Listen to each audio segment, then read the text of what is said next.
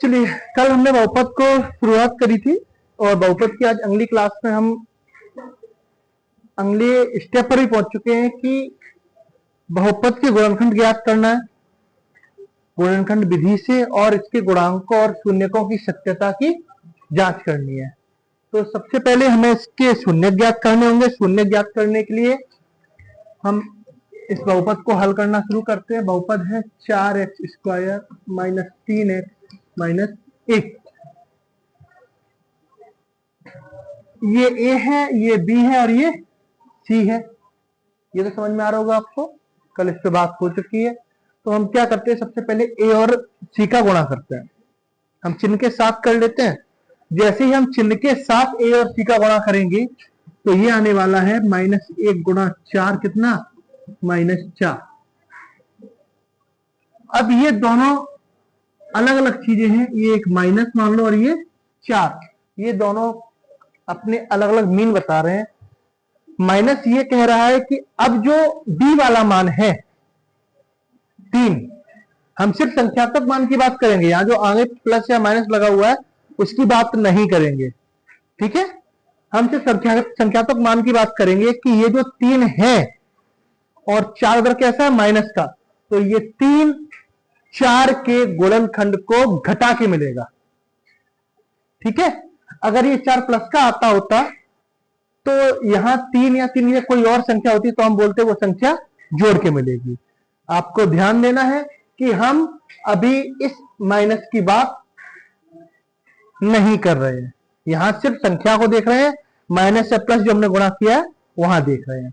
तो हम 4 के ऐसे गुणनखंड करेंगे जिनको घटा के 3 मिलेगा, और 4 का गुणनखंड जिनको घटा के 3 मिलेगा वो होगा 4 गुणा 1, ठीक है, सॉरी 4,1। तो 4 में से 1 गया, कितना मिला, 3 मिला। हम इसको लिखते हैं 4x² minus 3x minus 1, 4x²। पहले बड़ा वाला गुणनखंड लिख लेते हैं, ये माइनस कोष्टक लगाया 4 फिर माइनस 1, ऐसी तो मिलेगा घटा के x माइनस 1। तो 4x², ये तो कुछ गड़बड़ हो गई यार, ठीक है, minus 4x plus 1x minus 1। हम अब इन दोनों पदों में ऐसी संख्या कॉमन लेंगे जिसका भाग दोनों में चला जाए। हर सवाल में x तो कॉमन आएगा ही आएगा। दूसरी अगर ऐसी कोई संख्या जो दोनों में भाग लग सकती है उसको कॉमन ले लेंगे। और यहां आपको दिख रही होगी 4 का भाग दोनों में चला जाएगा, तो हम 4 और x को कॉमन लेते हैं। इस संख्या का संख्या भाग देंगे, 4 से 4 का भाग एक बार जाएगा और x² था, x चला गया, x बचा, माइनस 4x ही हमने कॉमन ले लिया है तो पूरा का पूरा भाग चला गया, कितना बचेगा, 1। अब बचता है आपके ये दोनों पद। इसमें भी ऐसी संख्या कॉमन लेते हैं कि हमें यही प्राप्त हो जाए। इससे अच्छा यहाँ एक शॉर्टकट मैंने बनाई, क्या बनाई है कि आप इसी को दोबारा लिख दो।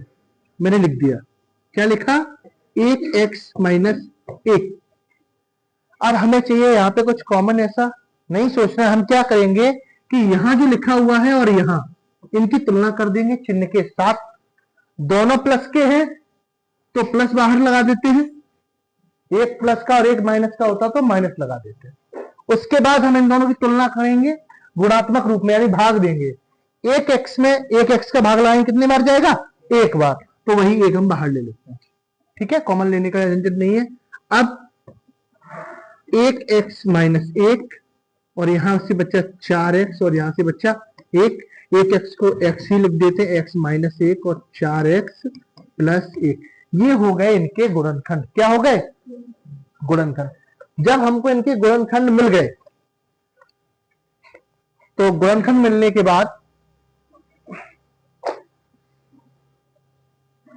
हम यहां पे लिखेंगे कि बहुपद, आपका बहुपद क्या था, 4x² माइनस 3x माइनस 1 का मान 0 होगा यदि, कब होगा, जब दोनों को अलग अलग 0 कर देते हैं। x माइनस 1 बराबर 0 तो x बराबर 1 और 4x प्लस 1 बराबर 0 तो 4x बराबर -1 तो ये आ जाएगा x बराबर -1/4। यही इनके शून्यक भी हैं। पहला मान अल्फा बोलते हैं, दूसरा मान बीटा बोलते हैं। आपको इतना भी सवाल आ सकता है सिर्फ कि इस बहुपद के शून्यक ज्ञात करो, तो आपको ऐसे करना है। और सत्यता की जांच आ रही है तो सत्यता की जांच भी कर देते। सत्यता की जांच जो कैसे करेंगे, सत्यता की जांच, इसके लिए सबसे पहले हम क्या करेंगे, शून्यकों का योग।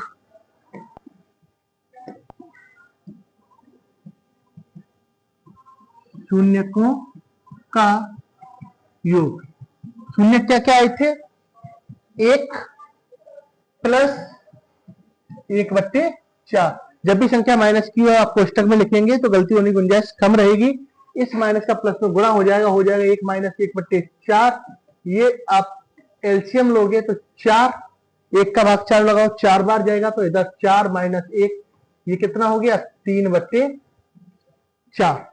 कोई दिक्कत अभी तक नहीं। जैसे ही ये 3/4 होता है, अब हम क्या करना है कि अब हम देखेंगे अपने बहुपद को और हमें -b/a का मान लिखना है। क्या लिखना है, -b/a। तो देखो अगर यह -b/a लिखोगे तो -3/4 आ रहा है ना बहुपद में, और यहां कितना आया है 3/4। तो हम इसको -3/4 बना सकते हैं। कैसे, ये एक माइनस बाहर और एक माइनस अंदर। आपको पता है अगर माइनस का माइनस में गुणा कर भी देंगे तो फिर से हमें 3/4 ही मिलेगा। ठीक है, अब देखिए ये माइनस बाहर वाला, अब -3 क्या है, b का गुणांक, यानी कि सॉरी x का गुणांक। तो ये लिख देंगे x का गुणांक बटे 4 क्या है, x² का। ये तो हो गई शून्यकों के योगफल में। ठीक है, अभी शून्यकों का गुणनफल।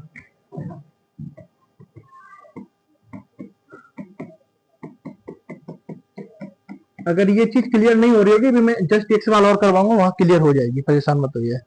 शून्य क्या क्या थे, 1 और -1/4। तो पहला 1 -1/4, ये हो गया -1/4। आपका बहुपद क्या था, मैं याद करा दूं यहाँ पे फिर से आपको, 4x² -3x -1। अगर आप यहां से देख रहे हो तो गुणनफल का मान होगा c/a, और c/a आएगा -1/4। और ये वहां आया हुआ है, हमें ना तो किसी चीज का गुणा करना है ना ही भाग करना है, सीधा लिखेंगे -1 क्या है, अचर पद, बटे 4 क्या है, x² का गुणा। ये लीजिए आपके हल हो गया। शून्यक आ गए और गुणांकों और शून्यकों के संबंध की सत्यता की जांच हो गई। इतना बड़ा सवाल आपके एग्जाम में 3 नंबर में आएगा। अगला आपका फिर से सवाल है कि 3x² + 4x - 4 क्या है, 3x² + 4x - 4। अब मैं पूरा सवाल आपको नहीं लिख रहा हूं, सवाल वही है कि इस गुणनखंड विधि से शून्य ज्ञात करो और शून्यकों तथा गुणांकों की सत्यता की जांच करो। हम सीधा शुरू करते हैं इस सवाल को हल करना। हमने यहां से बहुपद लिखा 3x² + 4x - 4। क्या करेंगे, a और c का गुणा कर देते हैं चिन्ह के साथ। 3 का गुणा काय में होगा, -4 में आएगा -12। फिर से माइनस आया है तो जो बीच वाली संख्या है, जो x का गुणांक है, वो हमें घटा के मिलेगा। और कहां से घटा के मिलेगा, ये 12 के गुणनखंडों से। तो 12 के ऐसे गुणनखंड जिनको घटा के 4 मिले वो होंगे 6,2, और 6 में से 2 गया 4। हम लिख देते हैं 3x² + 6 - 2 x - 4, 3x² + 6x - 2x - 4। हमें यहाँ पे कॉमन लेना है, x तो कॉमन आना ही आना है, हम आपसे बात कर ही चुके हैं। इसके बाद इन दोनों में कोई अगर ऐसी संख्या जिसका भाग दोनों में चला जाए तो वो है 3। तो हम 3 को कॉमन और ले लेते हैं। 3 का 3 भाग लगाएंगे, पिछली बार में लिखा था एक बार जाता है, एक नहीं लिखते हैं। और x का x में लगाएंगे तो ये x बचेगा, सॉरी x का x² में लगाएंगे x बच जाएगा। प्लस अपनी जगह, 3 का 6 में लगाएंगे 2 बार, और x का x में 1 बार में गया, कोष्टक खत्म। यहां हमको, मैंने फिर से बोला है, आपको दिमाग नहीं लगाना है क्या कॉमन ले या ना ले। सबसे अच्छा है कि इसी पद को हम फिर से लिख देते हैं, x प्लस 2। अब इस पहले पद की और इस पद की हम तुलना कर लेते हैं। जैसी तुलना करेंगे, देखो यहां प्लस का और यहां माइनस का, तो माइनस ले लेते हैं। यहां x और वहां क्या है 2x है, और मैंने बोला यहाँ पे हमेशा भाग विधि का उपयोग करना। मतलब भाग विधि से मतलब है कि इस पद में भाग देना इस पद का। तो जैसे आप 2x में x का भाग दोगे तो भागफल कितना आएगा 2, उस 2 को और यहाँ लिख देते हैं। कॉमन लेने का, यहाँ पे फैक्टर लेने का काम खत्म होता है। अब यहाँ पे देखो x प्लस 2 और 3x माइनस 2, हम यहाँ लिखेंगे बहुपद। क्या बहुपद था, 3x square plus 4x minus 4 का मान 0 होगा यदि, कब होगा, पहला x प्लस 2 बराबर 0, तो x बराबर माइनस 2, और 3x माइनस 2 बराबर 0, पक्षांतर किया, 3x बराबर 2, x बराबर 2/3। ठीक है। अब हम कर देते हैं सत्यता की जांच। क्या है, शून्यकों का योगफल। शून्य क्या क्या है, -2 प्लस 2/3। आप जब इसका एलसीएम लोगे 3 आएगा, ठीक है। और ये कितना हो जाएगा -6। कैसे होगा, 1 का भाग 3 में लगाएंगे, 3 बार जाएगा, 3 का गुणा 2 में, और 3 का भाग 3 में लगाओ 1 बार जाएगा, तो ये 1 हो जाएगा। ये हो गया -5/6। यहां तक किसी को दिक्कत, सॉरी ये क्या लिख रहा हूं, ये थोड़ा गलती हो गई।